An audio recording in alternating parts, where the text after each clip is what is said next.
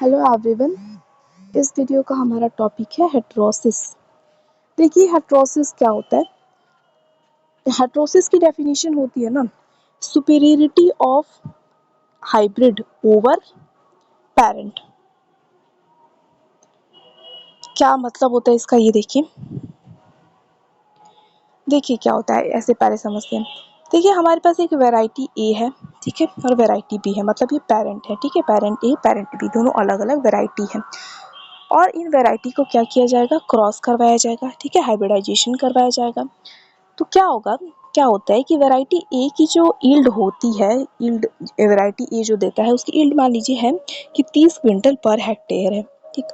और variety B की जो यील्ड है वो 40 क्विंटल पर हेक्टेयर है। अब जब इनका क्रॉस कराया गया, हाइब्रिडाइजेशन करवाई गई, तो जो इनका ऑफस्प्रिंग आया, जो इनका बच्चा आया, F1 जनरेशन हाइब्रिड जो बना, उसकी जो यील्ड है वो क्या है, 45 क्विंटल पर हेक्टेयर है, ठीक। तो जो हाइब्रिड बना है, जो इनका ऑफस्प्रिंग बना है, इसका तो वैरायटी ए मतलब इसके दोनों पेरेंट से ज़्यादा यील्ड है, इसका मतलब ये अपने पेरेंट से ज़्यादा सुपीरियर है, ठीक। तो यही जो सुपेरियरिटी है ना इस ऑफस्प्रिंग की, इस हाइब्रिड की, अपने पेरेंट से भी ज़्यादा ये अच्छा है, इसी चीज़ को हम क्या कहते हैं, हेटेरोसिस कहते हैं, ठीक। आई होप समझ गए होंगे। सिंपल सा कॉन्सेप्ट है कि जो हाइब्रिड जो बनता है, जो वो क्या होता है, अपने पेरेंट्स से भी ज़्यादा सुपीरियर होता है। तो ये जो फेनोमेनन है कि हाइब्रिड अपने पेरेंट्स से भी ज़्यादा सुपीरियर है in the context of yield, yield की बात हम कर रहे हैं, यील्ड उसका ज़्यादा होना चाहिए, ठीक। तो इसको हम क्या कहते हैं, इसको हम हेटेरोसिस कहते हैं, ठीक। क्या देखिए यहाँ पे कि it is defined as the superiority of F1 hybrid over both the parents in terms of yield और सम अदर कैरेक्टर्स। मेनली हम क्या लेते हैं, यील्ड के ही टर्म में लेते हैं।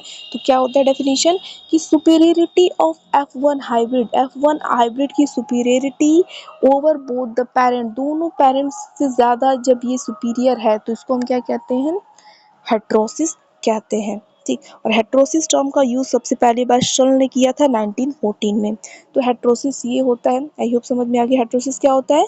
F1 जो हाइब्रिड बना है, F1 हाइब्रिड, उसका सुपीरियर होना, अपने दोनों पेरेंट्स से ज़्यादा सुपीरियर होना, इसी चीज़ को हम क्या कहते हैं, हेटेरोसिस कहते हैं। और यील्ड की टर्म में, ठीक है, यील्ड जब ज़्यादा देगा तो वो सुपीरियर होगा। अब ये जो हेटेरोसिस होती है कई तरह की होती है, तो इसके टाइप हम देखते हैं।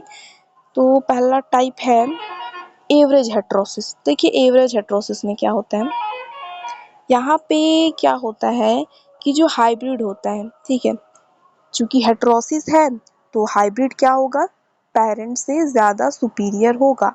लेकिन एवरेज हेटेरोसिस में क्या होता है कि ये दोनों जो पेरेंट्स होते हैं उनकी एवरेज से ज़्यादा होता है। ऐसे समझिए कि एवरेज जो वैरायटी ए है, मतलब जो पेरेंट ए है, उसकी यील्ड हमेशा सेम लेंगे समझने के लिए हम, 30 क्विंटल पर हेक्टेयर है। और वैरायटी बी की जो क्वांटिटी है, जो यील्ड होती है, वो 40 क्विंटल पर हेक्टेयर है। तो इन दोनों का जब हम एवरेज निकालेंगे तो 35 होगा, ठीक है, 35 क्विंटल पर हेक्टेयर। और जो इनका हाइब्रिड बना है, जब क्रॉस करवाया गया जो इनका हाइब्रिड बना, तो उसका कितना यील्ड है, 38 क्विंटल पर हेक्टेयर है, ठीक। तो ऐसे हेटेरोसिस को हम क्या कहते हैं, एवरेज हेटेरोसिस। यहाँ पे जो हाइब्रिड बना है उसका यील्ड कितना है, दोनों पेरेंट के एवरेज से ज़्यादा है, दोनों पेरेंट के यील्ड के एवरेज से ज़्यादा होता है जब हाइब्रिड का यील्ड, तो हम उसको क्या कहते हैं, एवरेज हेटेरोसिस कहते हैं। और इसमें क्या होता है कि जो F1 एवरेज हेटेरोसिस में जो F1 का यील्ड होता है, एक पेरेंट से कम होता है और एक पेरेंट से ज़्यादा होता है। जैसे यहाँ पे पेरेंट बी का यील्ड कितना है, 40 क्विंटल पर हेक्टेयर, और पेरेंट बी का यील्ड कितना है, 30 क्विंटल पर हेक्टेयर। और हाइब्रिड का यील्ड कितना है, 38 क्विंटल पर हेक्टेयर। तो ये इससे कम है लेकिन इससे ज़्यादा है, तो ये क्या होता है, एवरेज हेटेरोसिस होता है। तो एवरेज हेटेरोसिस क्या होता है, it is the heterosis where F1 is superior to mid parent value. ये क्या है, mid parent value, mid parent value से ज़्यादा क्या होता है, F1 सुपीरियर होता है। इन अदर वर्ड, दूसरे शब्द हम क्या कह सकते हैं, superior to average of two parent, दोनों पेरेंट के यील्ड के एवरेज से ये ज़्यादा होता है। तो इसको हम क्या कहते हैं, एवरेज हेटेरोसिस कहते हैं। अब दूसरा होता है हेटेरोबैल्टियोसिस। तो हेटेरोबैल्टियोसिस में क्या होता है, superiority of F1 over the better parent, जो बढ़िया पेरेंट है, बढ़िया पेरेंट मतलब जो पेरेंट ज़्यादा यील्ड देता है, अगर उससे ज़्यादा F1 हाइब्रिड यील्ड देता है तो उसको हम हेटेरोबिल्टियोसिस कहते हैं। यहाँ देखिए ये वैरायटी ए का जो यील्ड है वो 23 क्विंटल पर हेक्टेयर है, वैरायटी बी का 40 क्विंटल पर हेक्टेयर है। तो वैरायटी बी क्या है, बढ़िया है, सुपीरियर है, क्योंकि वो 40 क्विंटल पर हेक्टेयर दे रही है। ठीक, मतलब पेरेंट बी क्या है, सुपीरियर है।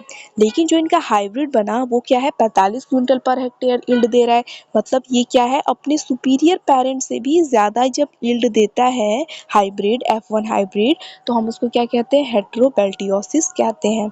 कि क्या है ये, superiority of F1 over the better parent से भी ज़्यादा ये सुपीरियर है। ठीक, तो ऐसे हेटेरोसिस को हम क्या कहते हैं, हेटेरोबिल्टियोसिस कहते हैं। ठीक, सुपीरियर देन बेटर पेरेंट से भी ये ज़्यादा सुपीरियर है, तो इसको हेटेरोबिल्टियोसिस कहते हैं। उसके बाद नेक्स्ट है इकोनॉमिक हेटेरोसिस। अब इकोनॉमिक हेटेरोसिस क्या होता है, देखिए इकोनॉमिक हेटेरोसिस में पेरेंट को हम कंपेयर नहीं करते, पेरेंट का यील्ड कितना भी हो कोई फ़र्क नहीं पड़ता। पेरेंट का यील्ड है 30 क्विंटल पर हेक्टेयर एक पेरेंट का, और एक पेरेंट का यील्ड है 40 क्विंटल पर हेक्टेयर।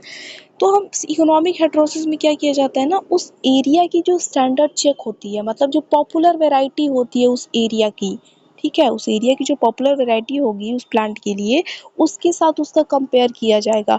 अगर वो उस पॉपुलर एरिया से भी ज़्यादा यील्ड देती है ये हाइब्रिड, फिर तो क्या किया जाएगा, उसको एक नई वैरायटी के तौर पे अपना लिया जाएगा।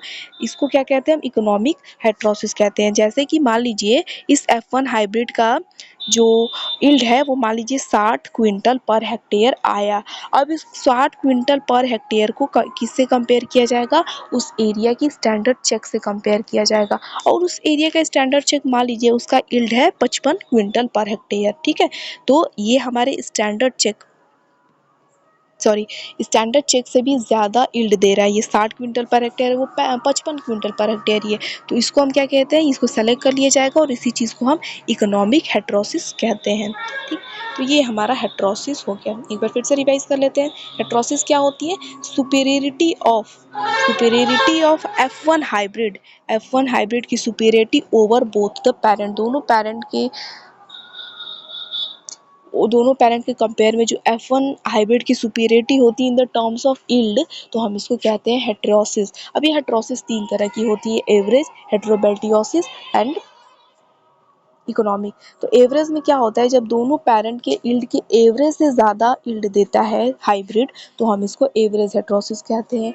दूसरा होता है हमारा हेटेरोबिल्टियोसिस। तो जब F1 हाइब्रिड अपने सुपीरियर पेरेंट से ज़्यादा यील्ड देता है तो हम उसको हेटेरोबिल्टियोसिस कहते हैं।